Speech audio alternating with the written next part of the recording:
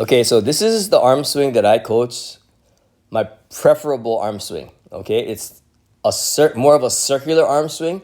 It's not as big of a circle as they use indoor, but it's definitely a circular arm swing, and it's not a low bow and arrow. Okay, and I'm going to show you the difference. Okay, so this is my student. His name is Casey. He's 14, and he's probably the best 14-year-old in the country. And you'll see why when you see this swing. Okay, so watch this. So let's look at his drawback first. Okay, so his drawback. Okay, you see how his elbow is below his shoulder and his hand is well below his top of his head. Like his hand is below his ear, pulling back. Okay, and one thing I want you to notice is look at this elbow. You see how it's max bent. Okay, it's almost like if you had something in your elbow joint, you'd squeeze it. Okay, you gotta have that max elbow bend when you're drawing back to have a low drawback and a tight drawback. Okay, now real quick, one of the important things to understand about doing a low circular arm swing drawback is you cannot swing both of your arms up to elevate. Okay, because if you swing your hitting arm up to elevate, you're not going to have enough time to pull it back way down and then go back up again. Okay, so what he does, he's a lefty. I switched it around so that right-handed people can visualize it better. He uses his non-hitting hand to help him elevate. He doesn't use both arms to elevate. He uses his non-hitting arm to swing up and elevate him. Okay, so he's jumping with one arm, not two arms. Okay, and that helps give you a lower drawback. So he elevates in this video, he's elevating with his left arm, okay? And he's drawing back with his right arm as he comes back. Now, once he gets here, okay? So now his elbow is way back, okay? And then, so he's gonna rotate his elbow, he's gonna get his fingers up. See? His fingers are up. Now, one thing you gotta do if you wanna learn to hit with max overspin is you cannot have excessive elbow drive. Yeah, you cannot have excessive elbow drive. If you drive your elbow at the ball first, you're going to hit flat and you're going to hit out a lot when you play beach. Okay, so if you want to hit with overspin, you cannot have excessive elbow drive.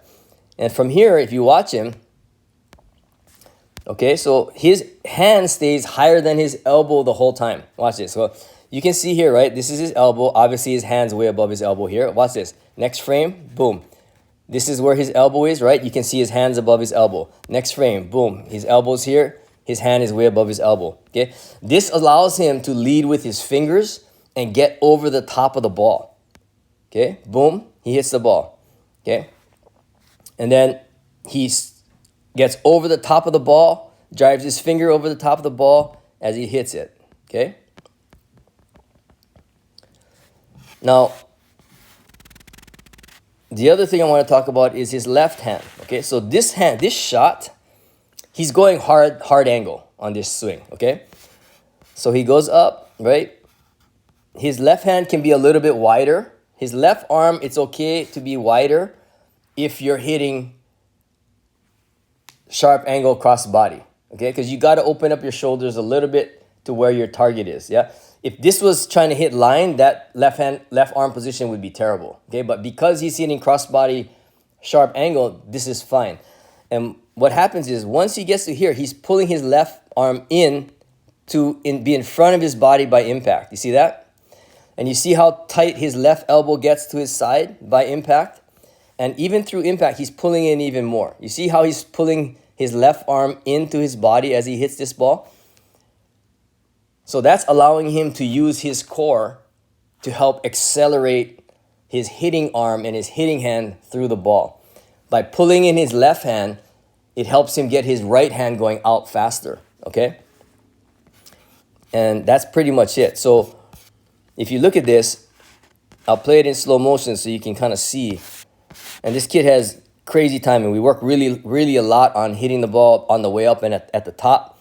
So you can see he has really good timing, right? And this kid's only 14. Watch this.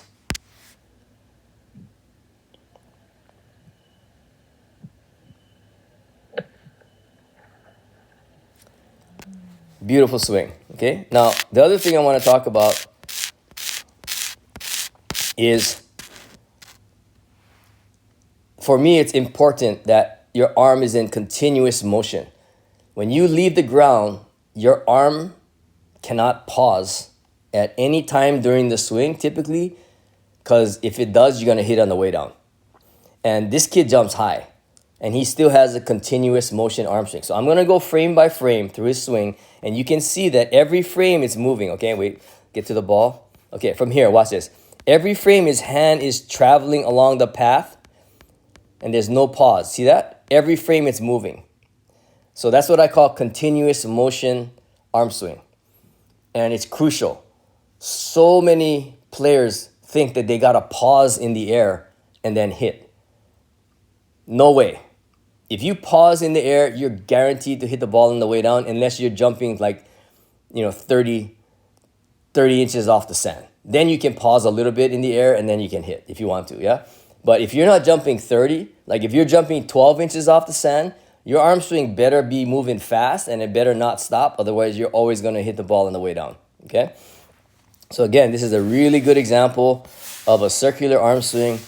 If you want to hit with more overspin, you want to hit with more power, you want to be able to hit at sharper angles, and I would say you want to have like less errors, like hitting into the net and hitting out, then this is the arm swing I recommend. And study this video and see if you can try to copy what he's doing here, okay? And if you have any questions, put them in the comments.